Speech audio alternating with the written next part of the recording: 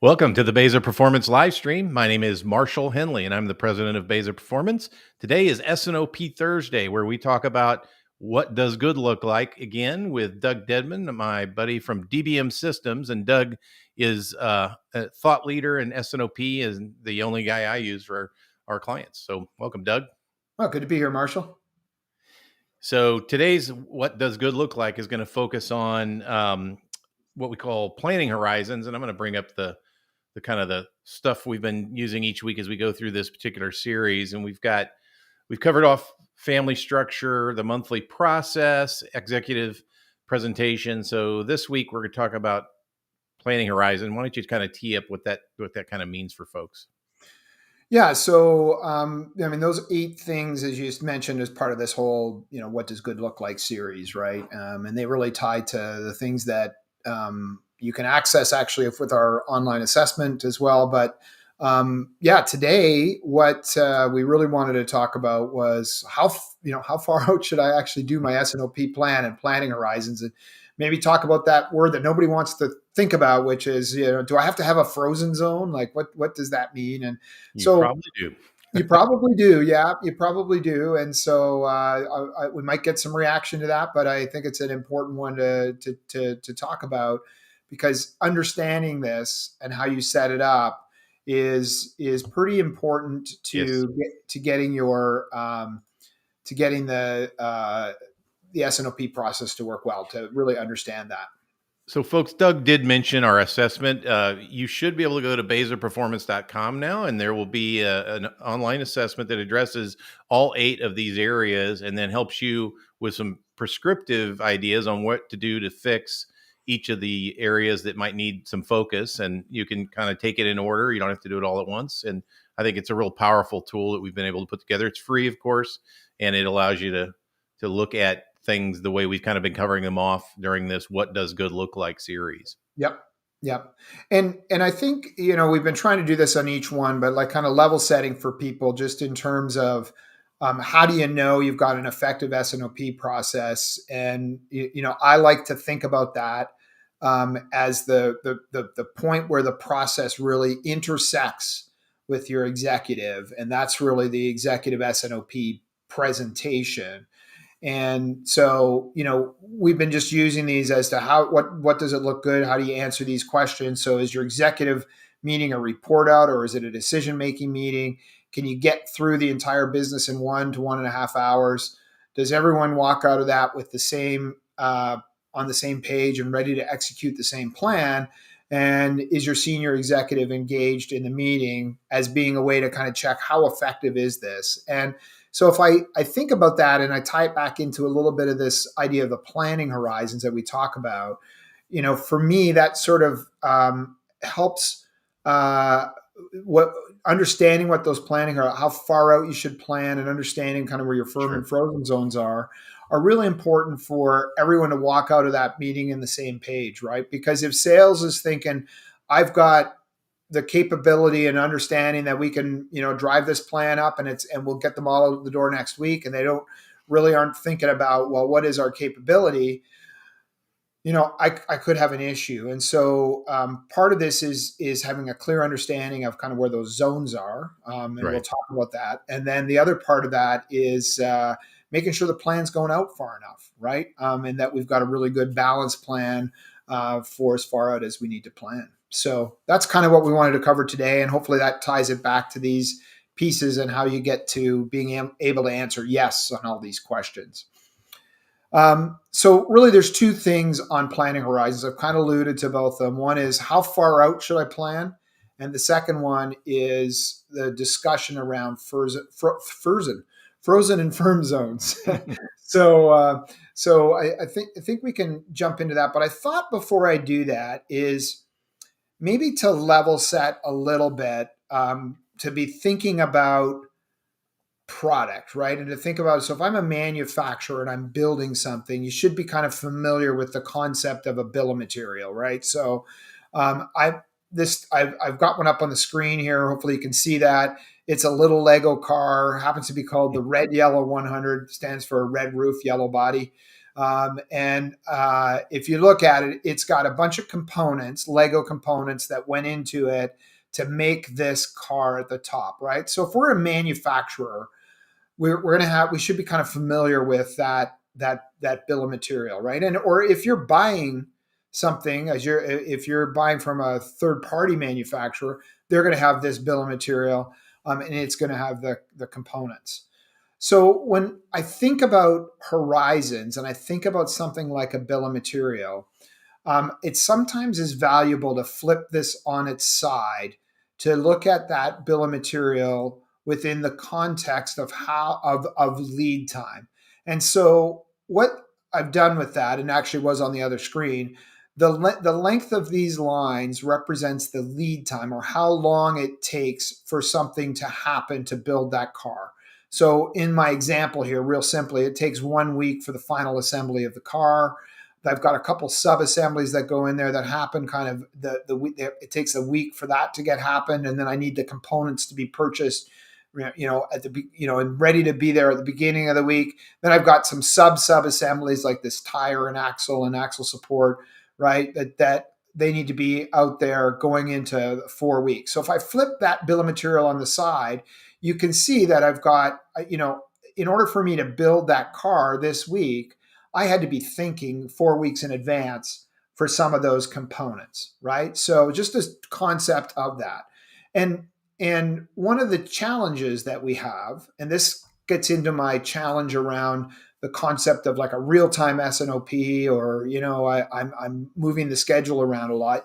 You can almost think about that if I want to move the schedule for this particular car, all the components with it and when they need to be provided to me all move out. So if I was out here and I want to move it back in, right? I end up with this kind of thing happening, and I'm reprioritizing my plan by moving things back and forth. And so when we talk about these zones, you can think about this now. So that was one part number and its bill of material. Now I can think about a product family. That might be a whole bunch of these cars in a product family that might have these components plus some other ones. And as I move those schedules around, oops, I went the wrong way. As I move those schedules around, you can think about the fact that I am really moving not only the requirements for the finished product, but all of its components back and forth. So I wanted to level set that. Hopefully, Marshall, that made sense to you just in terms of thinking about, the concept that when I change the schedule for a finished product, if I want to change my priorities, I'm really changing the priorities for all the components that are going into it. Oh, did I lose you? No, sorry. Just Yeah. had my mic off. Sorry. Every once in a while I do that just to make sure you're featured, and then I forget to turn it back on. So No. This also applies to a lean environment, not just MRP. I think that's a good thing to point out for folks that might be wondering. Yeah, and I think we can touch on that a little bit as well, maybe later on as we get into it. But yeah, like how you plan these components. I'm not really addressing that, right? But Right. yeah, like I might be have a flow line that's producing these cars, right? And those cars may have common components as I look at the bills of material, and they may have unique components. But as I set this rate of the flow line, most likely all your components aren't one piece flow to that flow line, right? Like Right. they might be in your plant, but it might also be more that I'm worried about the plant that's supplying to you, right? Your tier one suppliers. And so, you're going to have some sort of buffer of that inventory. And so knowing what the volume level that you're planning on for this flow rate is pretty important to be setting up your Kanbans, for anything that's not part of that one piece flow. And knowing that flow rate's real important to know, well, how do I staff that line in order to do that one piece flow? So the point of this is to say that while some people argue I want to be completely, flexible in my plan, the reality is there's a certain amount of inertia or planning that's got to go in ahead of time in order to accommodate the fact that usually there is some sort of lead time if I spill through the components of a bill of material. And this right now, I mean, we're working with some people in the semiconductor industry that are, sorry, buying semiconductors, Yeah. and they're actually having to look at some commitment that's over a year out, right? They've got to do a commitment to those components, and so they're working on strategies on how do I buffer all that. So having an understanding of this is a pretty valuable thing as we think about these horizons that we need to do for planning. Well Hopefully said. that No, hopefully that that's helps. great. Yeah, I have so many lean clients always worry that they'll think we're talking about only an MRP kind of mindset, and that's not true. So that's very helpful, Doug. Yeah, hopefully that gives you a sense of that piece. So let me just jump back for a second. So I just wanted to level set that because I think the term, I mean, I use the term inelasticity, right? I studied economics, so we think about inelasticity of demand, but we really have inelasticity of supply because of the fact that we've got components that, we're kind of committed to. And so to me, I think that hopefully demonstrates sort of what I'm talking about on that side. So Yeah. yeah. So now let's talk for a minute about how far out should we plan? And so I would say for an S&OP planning horizon, you should be doing a minimum of 12 months rolling. So why do I say that? Well, first of all, it includes a full year if you've got any seasonality and helps you balance the plan, right? So if I've got something where I've got to build ahead, and let's say that I'm a toy manufacturer, right? And Christmas time is the busiest time for us to sell stuff. I really want to have my plan span over that real busy season so that I'm doing my builds and I've got my plan going from the into the busy season and then also into the quiet season afterwards. So I'm not surprised. Likewise, if I was a snowblower manufacturer, right, which is always appropriate for us in Canada, maybe not now because we're hopefully still got a few more weeks of warm weather here. But if I'm thinking about a snowblower manufacturer, if my fiscal year ended at the end of December and I try to keep my inventory down because that's where I want to end my fiscal year, well, I might be doing myself a disservice because I've got to be building up some inventory for a busy season in January, right? And so, you want to plan to cover all that seasonality. And you also really want to eliminate that kind of end of year horizon surprises, right? Where we reduce inventory or something like that when we get to the end of the year. And then the other one is it eliminates the shrinking planning horizon. And Marshall, I think we've experienced this where we've come into places where the president gets really frustrated because their end of year is the end of September. It's great when I'm sitting in, October, November, and December because I've got almost a full year. But I get to July and I really only have August and September left. And I have this black hole of what's going to happen beyond that because a lot of people will just do a plan based on their current fiscal year.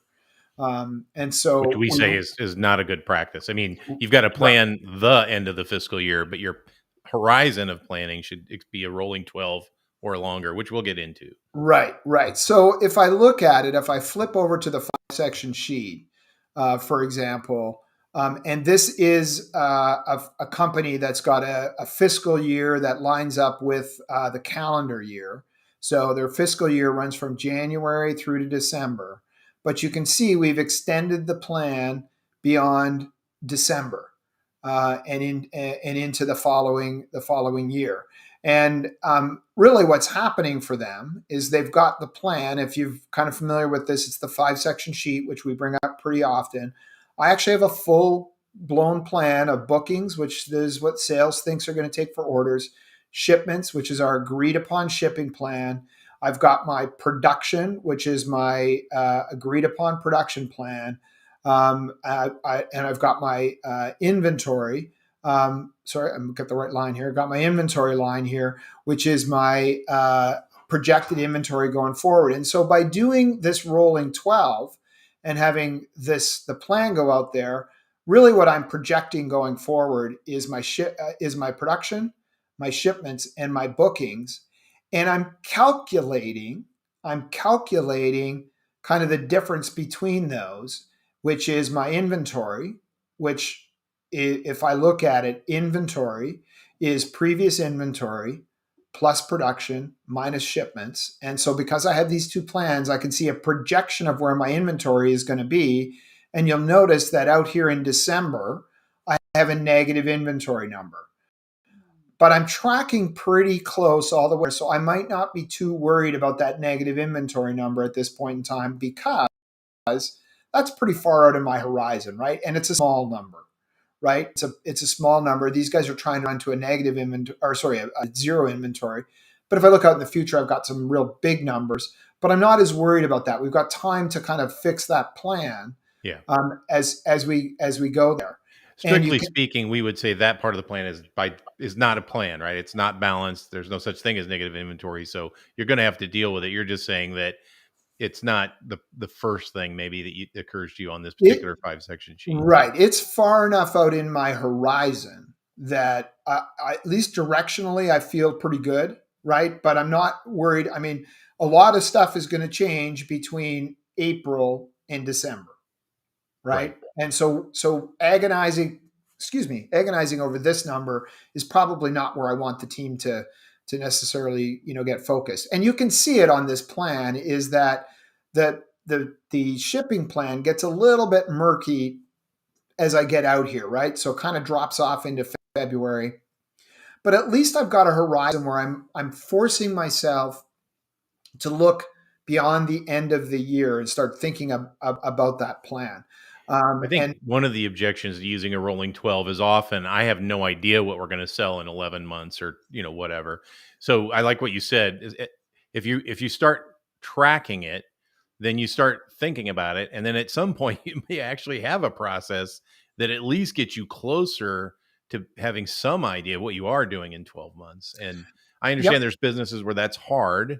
My business is hard, in terms of doing that, but not having it at all, and especially given what we talked about with the bombs, is just a bad idea. You ought to, you can change it as it gets closer in, but you got to be thinking about it strategically. and we've covered this before, but I think it's worth looking at. If I go to the graphical view of this, and I look at this rolling 12. So rolling 12 means this was the month that we just came out of, right in the middle. And every month going forward, we're adding a month of forecast and removing a month of previous shipments. And we do this on the shipment line.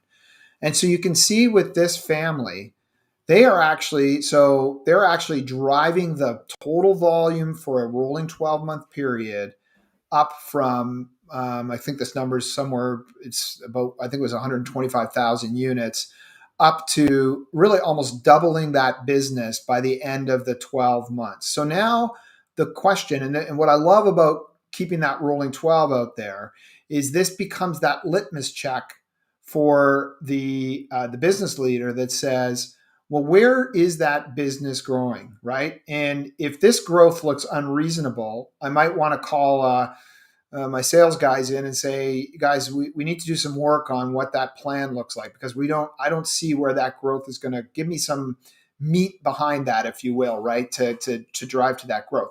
Or if I saw that number going way down, I'd want to know, well, what's going on? We think this business is a really hot business, and why is that going on? And so on this, it's forcing you to think about that plan. And then if you add a month every time, it's not like a major budgeting exercise where I got to go, holy smokes, I haven't thought about what's going to happen the next year.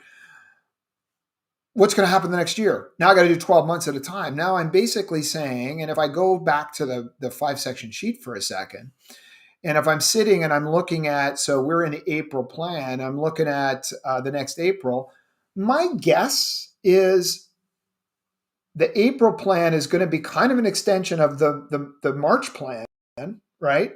That we had already figured out last month. So I'm just kind of adding a month, unless there's some major assumption of change in the business. And oh, you're on mute again, Marshall.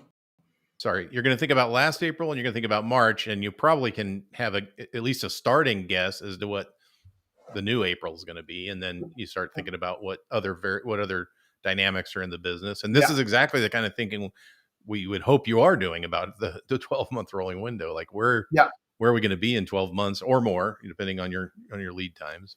Hey, do you mind Yeah. if we go back to the numerical 5-section sheet? I Yeah. wanted to I've got point that up something there out as now. well. Yeah. So I think we talked about this when we defined the 5-section sheet a while back, but in another live stream. But there is a current year end and a year to date in this column which means we are actually on a rolling 12 basis still looking at the current fiscal year end where we think we're going to be based on what we've had so far plus the plan. And then our year to date obviously is what we've actually done year to date during the fiscal year. So this is all incorporating the sunset of a fiscal year, or a planning year, if you want to call it that, depending on your business. But Yeah. our planning year is rolling in terms of the S&OP process. Yeah, and in fact, in our newest version of the tool, there's two columns here: current year expected, that's CYE, Yeah, that's and what I meant. year to Sorry. date, right? And so they will line up with your fiscal calendar. And then we actually have added on this the rolling 12 as well, which is the rolling 12 going forward. And That we find that graphical. to be really valuable Yeah. because the current year expected, and I might have a current year expected on my budget, right? But the rolling 12, if the forecast starts to become really murky out here, as I get going into the year, I'm going to start to see that because I would expect in a steady state business, for example, that my rolling 12 should stay pretty close to my current year expected. Does that make sense? Right? Because Yeah. my plan going forward, unless there's something drastic that's changing. So that is that to me, that is part of that important thing on that rolling 12, which is it's just forcing you to start thinking about, well, where is this going? And we say this often, right? We say S&OP's got to be the intersection, right, between my strategy and my execution. Well, part of my strategy is, am I growing the business for this particular product family, or am I shrinking that business, or is it staying steady? Where are we at? And this is really part of the way that I see it. So that rolling 12 is pretty darn important to kind of do that. Yep. Absolutely. The Good stuff. the other part of that is, if we think about, if I go back to my PowerPoint for 1 second, the other part is, so I want to do at least rolling 12, but I also need to be able to cover my cumulative supply chain lead time. So that cumulative supply chain lead time is really about how much time, if I took that bill of material, if I go back to what that bill of material, I'm just going to go back to my picture of the bill of material. If I look at it, the cumulative supply chain lead time, and I'll go back one more, to make this car is just over 4 weeks if I look at the components. Does that make sense, right? Because these are all the lead times. I'm stacking them. The longest lead time item out here is this axle support portion of the wheel bogie, as we called it. And that's the longest lead time. And so understanding your cumulative supply chain lead time basically says, I really want my S&OP plan to go far enough out so I have some prediction of volume, right? Some volume of the family. So if I started to look at the gross requirements for the components that go into that family, I've got a volume view that covers far enough out to cover the lead time for those components. All right. So I'll give you a real life example of this and what this sort of looks like. So if you just give me a second, I'll pull it up here. Can you still see my screen, Marshall? Yeah, I think you can. So I'm going to have to look at this, my screen here, but this is an example product in one family. And this blue line that you see here is the accumulation of the components up until today. And so what this is saying is I have to have 100% of my components in-house and ready in order for me to produce a product today. Does that make sense? I've got to have everything. And as I go out further into the future, I'm committed to less and less of my components. And so I'm basically, this is kind of my level of commitment to what I'm going to build. Mm-hmm. In the example here, they're committed to 100% of their components really in the last week. And that's almost like that's their assembly time, if that makes sense, right? That's most people. and that would be a lot of people. Yeah, you're kind of or committed. later. Yeah, yeah. You're kind of committed to that one week, and we would typically say that's your frozen zone for your master schedule. Because, in other words, if I have to have all the components for what I'm going to build in that week for the products in this family, if I'm going to change the schedule, that means I'm going to be pulling product off the line, putting some other product on the line. And if everything was common, that would be fine. But if I have unique components now, and probably anybody who's listened to this has seen that experience where, oh, now I got some of the components I need on the line and I have some of the components I don't.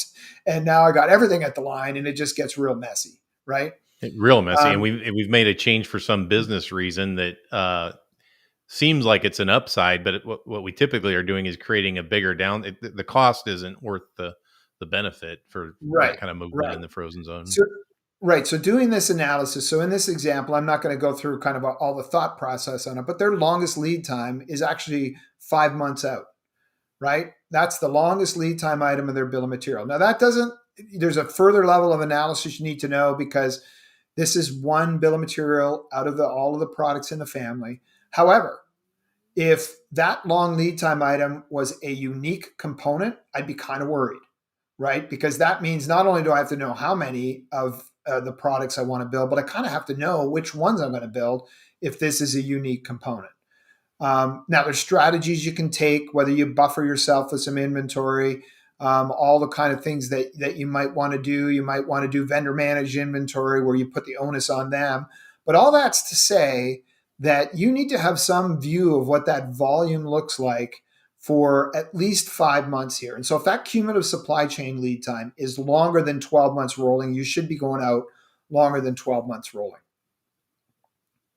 The other thing I would just comment on this is, So, we sorry, let do. me just Oh, sure. clarify. So we're saying you should always have a minimum of a rolling 12 planning window in terms of SNRP for the other reasons we talked about. But if your family supply chain lead times are exceeding that, then you need a longer than a 12 months. So 12 is the That is minimum. correct. But Yeah, we have that clients is that have correct. 24-month rolling Yeah, windows and that kind of stuff. yeah. And I would say, regardless of how you plan some of these longer lead time items, I would want to go out that far because most likely you're going to be talking about vendor signals that you want to do.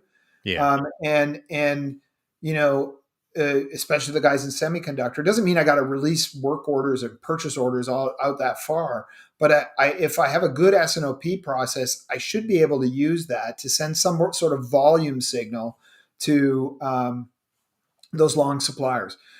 We used to do this from an S&OP process for a company that was buying castings from China.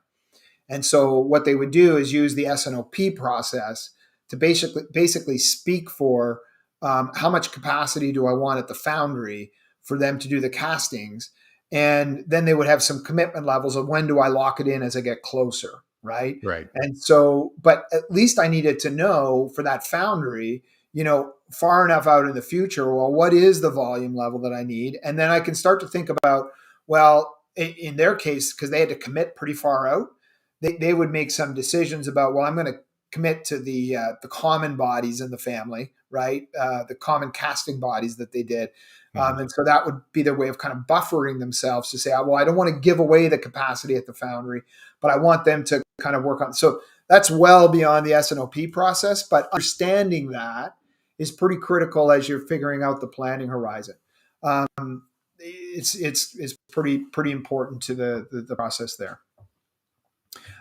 We like to show that on the 5-section sheet by having really, we kind of show it here so that everybody can see it. You see this yellow line that goes way out here. We do this by family to say that is kind of our cumulative supply chain lead time. And part of the reason I like to show it on here is because that becomes indication so sales can see it, where you start to know, hey, even in January of next year, if I'm changing this around, I'm already getting into some of my supply decisions around components because I'm into my cumulative supply chain lead time. In their case, they're holding basically a frozen schedule for the first 4 months. And that's just because of the variability in this family, and how they actually have some shared supply resources to this. And so these horizons are really important for the sales team to see, because they know now that changes within here, yeah, they can happen. We're going to potentially have volume changes in there. And you can see, compared to last month, which you can see what our plans were, you can see what our current plan is. There's been some change, especially in the first month. But we're trying to hold that as firm as we can.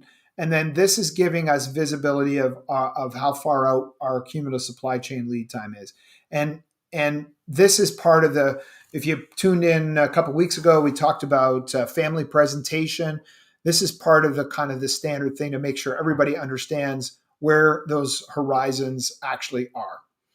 And so that hopefully gives you a bit of a sense of how we think about those horizons. And just as And how a we, yeah, side note, for this particular client, obviously they were sunsetting their demand plan through March, and yeah, we helped them stop doing that for this April plan under the bookings I'm referring to. So yeah. the plan orders, and that allows you to enable the rest of that balanced plan logic that kind of extends into that period. So that's the surprise, right? If we're looking at that October, they, even within their semi-frozen window, or at least the period where they should need to know, what they're going to need component wise, they were not even predicting what demand was going to be, because they had a sunset. Right, right. And it's, I mean, if you think about it, I've got age backlog here that goes out to July, right? So that means I've got 4 weeks of age backlog, which means that or 4 months, sorry. And if I stayed at 4 months, that means that if I think about my shipping plan out here to December, right? I would have that already handled by my backlog, right? And I've got to be thinking about booking, because whatever I'm going to book in December is stuff that I'm going to be shipping way out here in April of the following year, right? So when we think about those lead times, it's not just the lead time from supply, but it's also the lead time that gets factored in when I think about my backlog, right? Because I've got to be thinking about booking far enough in advance, because I'm going to be booking to fill the backlog out here, right? So it kind of all spills down to your point, right? If Yeah. I stop doing the booking plan out here, right, I'm really losing visibility of what the future shipment and supply plan is, right? So You're losing yeah, the magic of the 5 section sheet. I always say that there's a brilliance behind looking at the numbers this way that emerges the more you use it, and you got to use the 12 month rolling window to get it. yeah. And if I'm just flipped over here, sorry, Marshall, I just wanted to go to. I thought this slide here might be kind of valuable to look at, because when you think about forecast accuracy, you want to have that forecast out there. And in my frozen zone, it's got to be pretty accurate, right? And in many cases, some of that's going to be actually covered by backlog, right? Open orders. And then as I get out here, my forecast can be less and less accurate. My tolerance band is greater, because I'm out into the zone where the volume could potentially change, and depending on how I buffer it. Now this says MRP. This could also be related to a lean system where I'm using Kanban out here. You need to be able to think as you get out here into the future. I might not be as accurate on this, but I have more time to react, because I'm talking about something that's whether it's 4 months or 4 weeks out into the future. And so that really kind of factors into this. So it doesn't mean you shouldn't do it. It means your expectation on how accurate that ends up being, and how accurate that will be. You need to adjust that, and it doesn't need to be as accurate the further out in the future. Yeah, I love this slide. Good.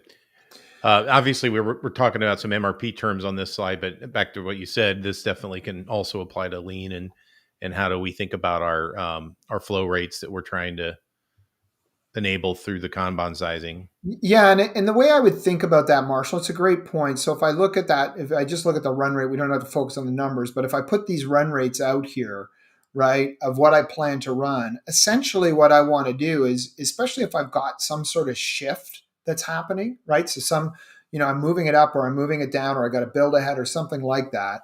Um, when I look at this, I'm starting to think about how do I have to size my Kanban, right, out here in the future. And often I need to be thinking a few months in advance because even though I might be doing one piece flow, somewhere in my supply chain, whether it's my tier one or my tier two suppliers, I could have an issue where that is that I've got a level set for them to be planning for a higher volume or a lower volume.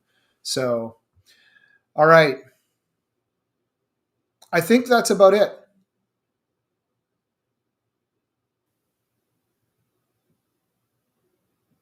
Oh, Sorry.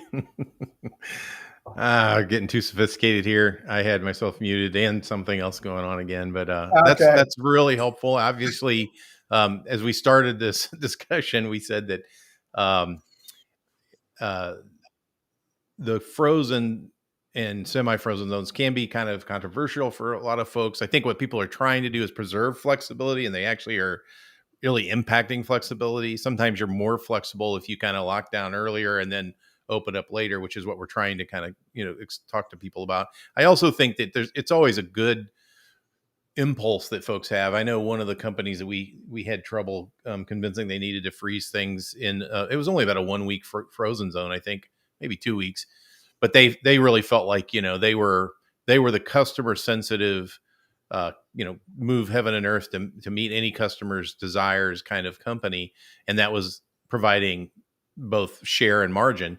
And it might have sort of I don't well maybe some share. I don't think it was providing margin. I mean, when we got in there and started looking at it, they were actually continuously making lots of problems for all their clients, including the ones that they were trying to help.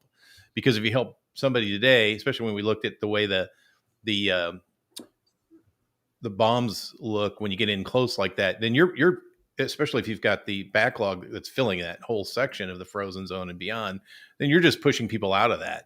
So by putting Yep. somebody in, you're pushing them out. And I think that it really bears taking a look at that discipline for folks. It's a good idea, and it might feel bad, but it's a really important impact on the long term flexibility and ability to meet customer promises you've made. Yeah. If you pull up the 5-section sheet for a second, because I can demonstrate a little bit of what you just said, right? This Yeah, is what I love. This is what I love about the 5-section sheet. So I'm going to sure. geek out on you for a minute here, if that's all right. Um, so if you look right now for the month of April, I'm planning on shipping 13,154 units. Hopefully you can see that. Then I've actually got pretty much all of that in my promised backlog. So that's orders that I have put promise dates on that I've committed to customers. So I may think I have flexibility in this case, but I actually don't, right?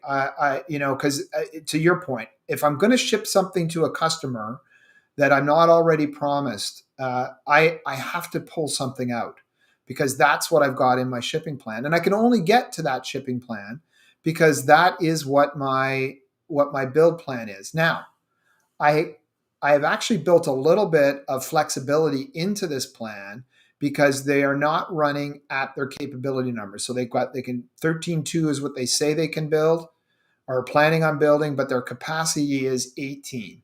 Now, I would question that for this family, and I have questioned that for this family because they have never demonstrated anywhere in the past that they got to that. Now, this was the first month that they planned to get that increase in capacity, but I would say they've got a pretty realistic plan that's in here. So they built some flexibility, some upside flex in here from a capacity standpoint, but they've got to make sure they're driving those components.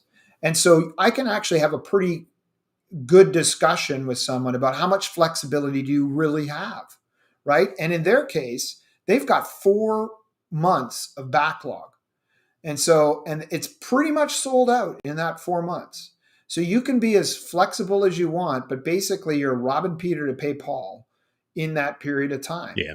And because that's how you're paying a price to rob Peter to pay Paul too. It's not perfectly efficient, right? There's right, right, right. And so, that is part of the, it's kind of you gotta deal with reality of where you're at. And by pulling this 5 section sheet together and pulling all that data in there, forcing the plan to be balanced, you're actually kind of forcing yourself to realize, well, what flexibility do I actually have? And then you overlay, as we talked about, you overlay those bill of materials on top of that. Know, okay, well, if I'm going to move stuff, it's not just impacting me today; it's impacting me into the future.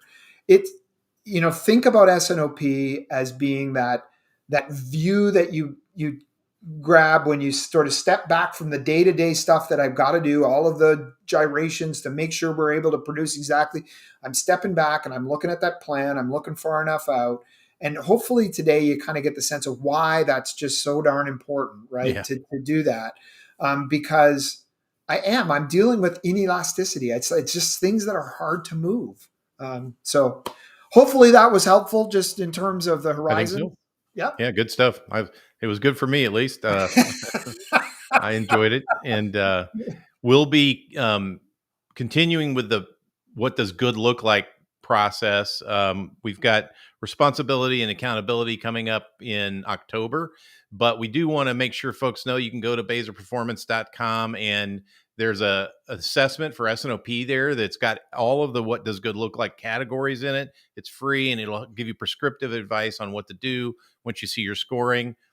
Probably you're not going to score 100% on everything, so don't get your feelings hurt, but it's there to help you, right? It's there to point you in a good direction. If you have any questions, just go to just email us at info@bezaperformance.com. We'll be happy to support you with that assessment any way you like.